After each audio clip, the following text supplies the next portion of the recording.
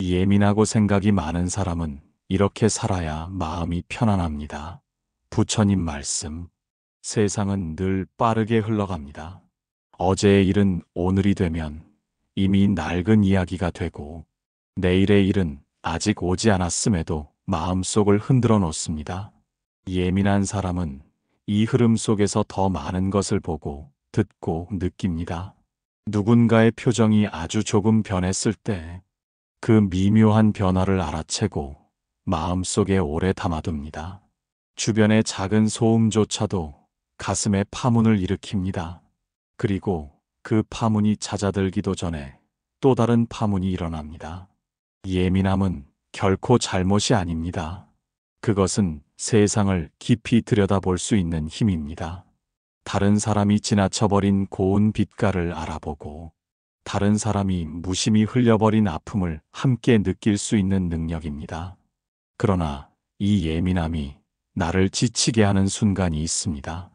타인의 말 한마디가 가슴에 꽂혀 하루 종일 빠져나가지 않고, 아무도 기억하지 않는 사소한 실수를 혼자 곱씹으며 괴로워할 때, 생각이 꼬리를 물고 이어져 스스로를 가두는 순간, 그 예민함은 나를 해치는 칼이 되기도 합니다.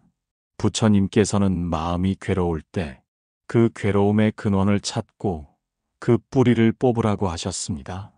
예민함이 괴로움의 씨앗이 될 때 그 뿌리는 대부분 집착과 두려움에 있습니다. 내가 놓치지 않으려는 집착, 상처받지 않으려는 두려움이 마음을 조입니다. 그 두 가지를 놓아야 비로소 숨이 트이고 마음에 맑은 바람이 불어옵니다. 예민하고 생각이 많은 사람은 세상과 부딪히며 살아가는 대신 세상과 적당한 거리를 두어야 합니다. 내 마음을 헤아리고 나를 알아주는 시간 없이 계속 세상 속으로만 뛰어든다면 그 예민한 감각은 더 예민해져 결국 나를 무너뜨릴 것입니다. 오늘의 이야기는 예민하고 생각이 많은 사람들이 자신의 마음을 어떻게 보듬어야 하는지, 세상 속에서 어떻게 편안함을 찾을 수 있는지를 다룹니다. 이것은 단순한 조언이 아니라 당신이 평생 간직할 수 있는 마음의 길잡이가 될 것입니다. 부디 오늘 이 시간이 당신의 복잡한 마음속 실타래를 풀어내는 작은 빛이 되기를 바랍니다. 일부, 예민함은 약점이 아니라 깊이 보는 힘. 많은 사람들이 예민함을 약점이라 생각합니다. 쉽게 상처받고 쉽게 피곤해지고 마음이 쉽게 흔들린다고 말합니다. 그러나 부처님은 모든 것에는 양면이 있다고 하셨습니다. 칼은 잘 쓰면 생명을 구하지만 잘못 쓰면 생명을 해칩니다. 예민함도 마찬가지입니다. 그것은 약점이 아니라 다만 쓰는 법을 모르면 나를 해치는 힘이 될 뿐입니다. 예민한 사람은 작은 소리에도 귀 기울입니다. 다른 이가 듣지 못한 바람의 숨소리를 듣고 다른 이가 보지 못한 그림자의 떨림을 봅니다. 이것은 세상을 더 깊이 이해할 수 있는 귀한 능력입니다. 다만 그 능력이 나를 향할 때 나는 내 안에서 끝없이 분석하고 해석하며 스스로를 지치게 합니다. 부처님은 말씀하셨습니다. 깊이 보는 눈을 가진 자는 세상을 있는 그대로 볼 수 있지만 그 눈이 바깥만을 향하면 욕심과 집착에 물들고 그 눈이 안쪽만을 향하면 두려움과 불안에 갇힌다.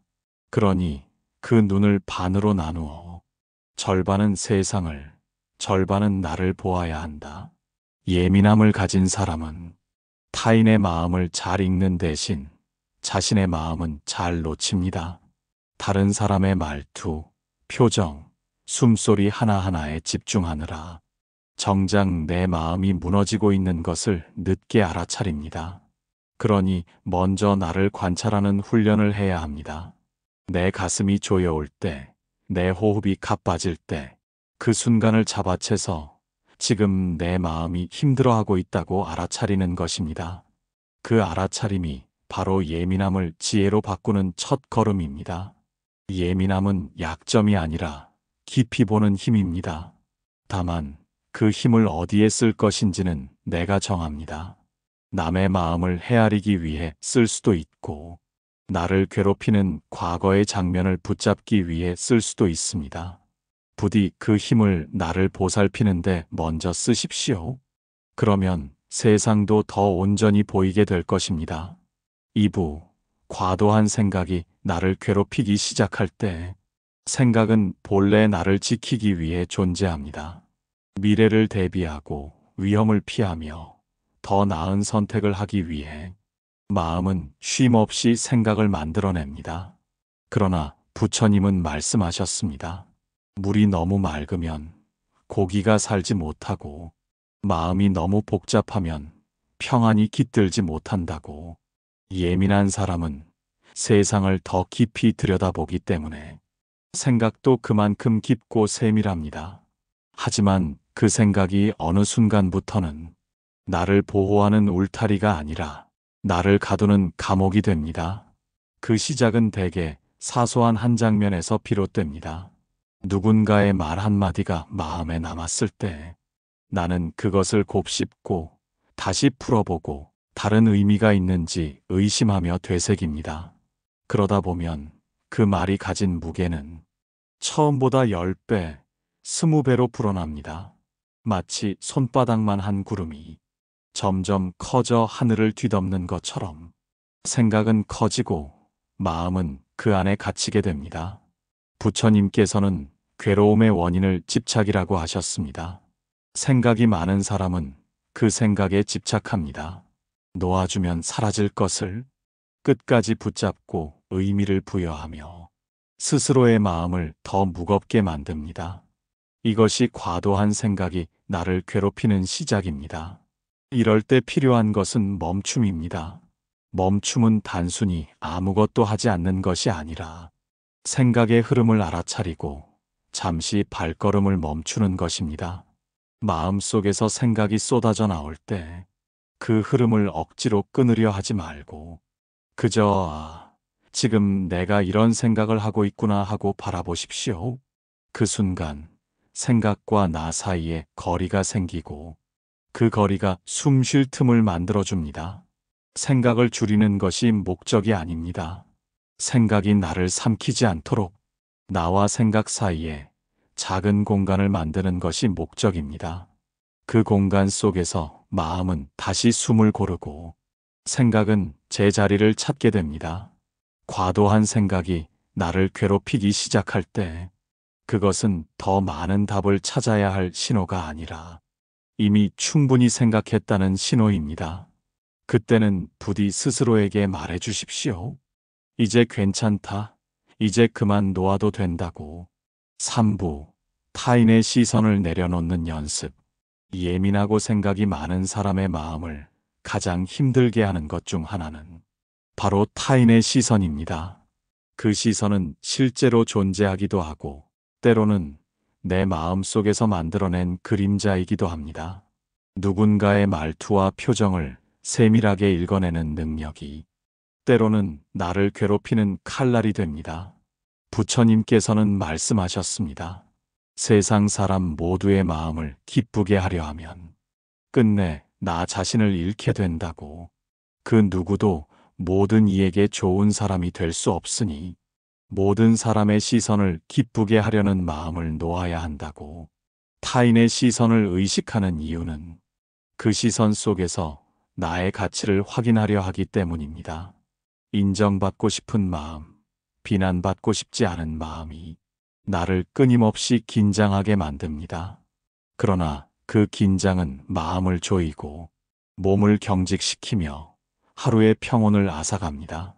시선을 내려놓는 첫걸음은 내가 누구의 시선에 가장 많이 매여 있는지를 아는 것입니다. 그것이 가족이든 직장의 상사든 혹은 전혀 모르는 사람의 말이든 그 사람의 반응 하나에 마음이 요동친다면 그곳이 바로 내가 내려놓아야 할 자리입니다. 두 번째는 나의 기준을 세우는 것입니다. 타인의 기준에 따라 살면 그 사람이 나를 인정하지 않는 순간 내 삶 전체가 흔들립니다. 그러나 나만의 기준이 있다면 타인의 시선은 그저 바람처럼 스쳐 지나갑니다. 부처님도 모든 사람의 이해를 얻지 못하셨듯 나 또한 모든 이의 마음에 맞출 수 없습니다. 마지막으로 시선을 내려놓는 연습은 나를 있는 그대로 받아들이는 훈련과 연결됩니다. 내가 나를 있는 그대로 인정할 때 남이 나를 어떻게 보든 마음이 크게 흔들리지 않습니다. 그때부터 타인의 시선은 나를 비추는 거울이 아니라 그저 잠시 스쳐가는 그림자가 됩니다. 예민하고 생각이 많은 사람에게 타인의 시선을 내려놓는 것은 단순한 선택이 아니라 마음의 자유를 지키는 필수입니다. 그 시선을 내려놓는 순간 비로소 내 마음은 나의 주인이 됩니다. 사부, 나를 지키는 경계의 힘. 예민하고 생각이 많은 사람은 다른 사람의 감정과 상황에 쉽게 스며듭니다. 기쁨도 함께 나누지만 슬픔과 불안도 고스란히 받아들입니다. 그 마음은 따뜻하지만 경계가 없으면 타인의 감정이 내 마음을 잠식하게 됩니다. 부처님께서는 말씀하셨습니다. 물을 담은 그릇은 모양을 지니고 있어야 하고 마음도 울타리가 있어야 한다고. 그 울타리가 없으면 모든 것이 스며들어 결국 본래의 나를 잃게 된다고. 경계는 벽이 아닙니다. 남을 밀어내는 차가운 장벽이 아니라 내 마음을 보호하는 부드러운 울타리입니다. 예민한 사람에게 이 울타리는 더욱 필요합니다. 남의 부탁을 거절하지 못해 무리하게 시간을 내고 타인의 불안을 함께 짊어지며 내 하루를 희생하다 보면 결국 내 마음은 지쳐버립니다. 경계를 세우는 첫걸음은 아니오라는 말을 배우는 것입니다. 아니오를 말하는 것은 이기적인 것이 아닙니다. 오히려 나를 지켜야 내가 줄 수 있는 온전한 마음도 지켜집니다. 나를 돌보지 않으면 결국 남을 돕는 힘도 사라집니다. 두 번째는 내 영역을 명확히 하는 것입니다. 시간, 공간, 마음 이 세 가지의 울타리를 치십시오. 내 시간을 함부로 빼앗기지 않도록 하고 내 공간을 쉽게 침범당하지 않으며 내 마음을 함부로 해집히지 않도록 하는 것입니다. 이것이 지켜질 때 비로소 평온이 자리를 잡습니다. 마지막으로 경계를 세운 뒤에는 그 경계를 죄책감 없이 지키는 훈련이 필요합니다. 예민한 사람은 남을 거절하면 미안함이 더 크게 다가옵니다. 그러나 그 미안함은 잠시뿐이고 경계를 허문 뒤 찾아오는 피로와 후회는 오래갑니다. 부디 기억하십시오. 나를 지키는 경계는 나를 위해서만이 아니라 결국 남을 위한 것이기도 합니다. 경계가 없는 친절은 오래가지 못합니다. 그러나 경계 안에서 피어난 친절은 오래도록 빛을 잃지 않습니다. 그것이 예민한 사람이 평온을 지키는 힘입니다. 5부, 느림 속에서 찾는 평온. 예민하고 생각이 많은 사람의 하루는 늘 빠르게 흐릅니다. 몸이 바쁘지 않아도 마음은 앞서 달려가고 아직 오지 않은 일을 미리 걱정하며 머릿속은 이미 내일과 다음 주, 그 다음을 향해 달려갑니다. 이렇게 마음이 앞서 있으면 현재의 순간은 희미해지고 평온은 자리를 잃습니다. 부처님께서는 말씀하셨습니다. 빠름이 반드시 좋은 것은 아니며 느림이 반드시 나쁜 것도 아니라고. 물은 너무 빠르게 흐르면 탁해지고 천천히 흐르면 맑아진다고. 느림 속에는 여유가 있습니다. 여유 속에는 생각이 정리될 시간과 감정이 가라앉을 틈이 있습니다. 예민한 사람일수록 이 틈이 필요합니다. 그 틈 없이 하루를 보내면 모든 감정과 정보가 한꺼번에 밀려와 마음은 감당하기 어려운 짐을 지게 됩니다. 느림을 시작하는 방법은 거창하지 않습니다. 말을 조금 더 천천히 하고 식사를 조금 더 오래 씹으며 걷는 속도를 반걸음 늦추는 것부터입니다. 이 작은 느림이 쌓이면 마음은 서서히 현재에 머무르는 법을 배웁니다. 또한 느림은 멈춤과 닮아 있습니다. 멈추어 서서 하늘을 바라보는 일, 차를 마시며 그 온기를 느끼는 일, 창문 너머로 들어오는 바람의 냄새를 맡는 일, 이 모든 것이 느림 속에서만 가능한 경험입니다. 예민한 사람은 세상을 세밀하게 느끼지만 너무 빠른 흐름 속에서는 그 세밀함이 오히려 피로로 바뀝니다. 그러나 느림 속에서는 그 세밀함이 아름다움과 감사로 변합니다. 잎사귀 위에 맺힌 물방울 하나에도 마음이 머물고 아침 햇살의 부드러움에도 미소 지을 수 있게 됩니다. 느림은 시간을 낭비하는 것이 아니라 시간을 온전히 사는 방법입니다. 그 속에서 마음은 가벼워지고 생각은 맑아지며 삶은 비로소 나의 속도에 맞춰집니다. 6부 생각을 내려놓는 명상과 호흡.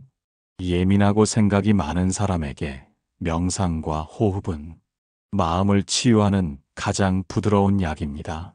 머릿속이 시끄럽고 감정이 얽히고 과거와 미래가 한꺼번에 몰려올 때 우리는 그 흐름을 막을 수 없다고 느낍니다. 그러나 부처님은 말씀하셨습니다. 파도가 치는 바다 위에서도 깊은 바닷속은 고요하다고. 그 고요함은 멀리 있는 것이 아니라 내 마음 깊은 곳에도 존재한다고. 명상은 그 깊은 곳으로 내려가는 길입니다. 처음에는 눈을 감아도 생각이 사방에서 몰려옵니다. 어제의 대화, 내일의 걱정, 오래된 상처까지 모두 내 앞에 앉아 나를 붙잡습니다. 그러나 명상은 생각을 없애는 것이 아니라 그 생각을 바라보는 연습입니다. 이것은 생각이다 하고 알아차리면 그 생각은 잠시 머물다 떠나갑니다. 마치 구름이 하늘을 스쳐 지나가듯이 호흡은 명상의 기둥입니다. 숨이 거칠어지면 마음도 거칠어지고 숨이 깊어지면 마음도 깊어집니다. 예민한 사람일수록 호흡은 얕아지기 쉽습니다. 긴장하면 어깨가 올라가고 숨이 가슴에서 멈춰버립니다. 이럴 때는 천천히 깊게 숨을 들이마시고 아래배까지 숨을 채운 뒤 부드럽게 내쉽니다. 이 단순한 호흡만으로도 몸의 긴장이 풀리고 마음이 한결 가벼워집니다. 부처님께서는 마음이 흩어질 때 호흡으로 돌아오라고 하셨습니다. 호흡은 언제나 지금 이 순간에만 존재하기 때문입니다. 숨을 느낄 수 있다는 것은 아직 내가 살아있고 아직 지금 여기에 머물러 있다는 증거입니다. 매일 짧게라도 명상과 호흡의 시간을 가지십시오. 아침에 눈을 뜨기 전 혹은 잠들기 전 5분이라도 좋습니다. 그 시간 동안 아무것도 하지 않고 그저 숨과 함께 있는 것입니다. 그렇게 하루하루를 싸다 보면 마음은 서서히 고요의 중심을 찾게 됩니다. 그리고 그 고요함은 세상이 아무리 시끄러워도 나를 지켜주는 가장 든든한 울타리가 될 것입니다. 7부 예민함을 지혜로 바꾸는 삶의 태도. 예민함은 하늘이 준 감각입니다. 세상의 미세한 변화와 사람 마음의 작은 떨림까지 느낄 수 있는 능력. 그것은 누군가에겐 없는 귀한 선물입니다. 그러나 그 선물을 어떻게 쓰느냐에 따라 삶은 평온해질 수도 더 힘들어질 수도 있습니다. 부처님께서는 말씀하셨습니다. 모든 것은 쓰임에 따라 복이 되기도 하고 짐이 되기도 한다고. 예민함도 마찬가지입니다. 그것이 세상을 밝히는 등불이 되려면 먼저 나를 비추는 빛이 되어야 합니다. 예민함을 지혜로 바꾸려면 첫째, 나를 향한 이해가 필요합니다. 내가 어떤 상황에서 유난히 민감해지는지, 어떤 말과 행동이 나를 흔드는지를 알아야 합니다. 이것이 나를 다스리는 첫 걸음입니다. 둘째, 반응을 늦추는 습관을 들이십시오. 예민한 사람은 순간적으로 크게 반응하기 쉽습니다. 그 순간 한 박자 숨을 고르고 마음속에서 그 감정을 바라보는 시간을 가지면 감정이 부드럽게 가라앉습니다. 이 작은 지연이 예민함을 지혜로 바꾸는 관문입니다. 셋째, 내 감각을 필요한 곳에만 씁니다. 모든 말과 표정, 모든 상황에 예민해지면 마음은 지칠 수밖에 없습니다. 정말로 중요한 관계와 일에만 나의 집중과 감각을 쓰는 선택이 필요합니다. 넷째, 예민함을 표현하는 방식을 바꾸십시오. 그 민감한 감각을 걱정과 불안의 말로 흘려보내기보다 따뜻한 위로와 배려의 말로 전하면 사람들은 당신의 예민함 속에서 진심을 느낄 것입니다. 마지막으로 예민함을 자책하지 마십시오. 그것은 당신이 세상을 더 깊이 사랑하는 방식일 뿐입니다. 다만 그 사랑이 나를 해치지 않도록 경계와 여유 그리고 느림을 배우면 됩니다. 예민함이 나를 괴롭히는 날이 있다 해도 그 예민함이 다른 사람의 마음을 살리고 내 마음의 진실을 지켜준다면 그것은 이미 지혜가 된 것입니다. 부디 기억하십시오. 당신의 예민함은 약점이 아니라 세상을 더 밝게 보는 눈이며 그 눈이 지혜와 함께할 때 마음은 비로소 깊은 평온에 닿게 됩니다.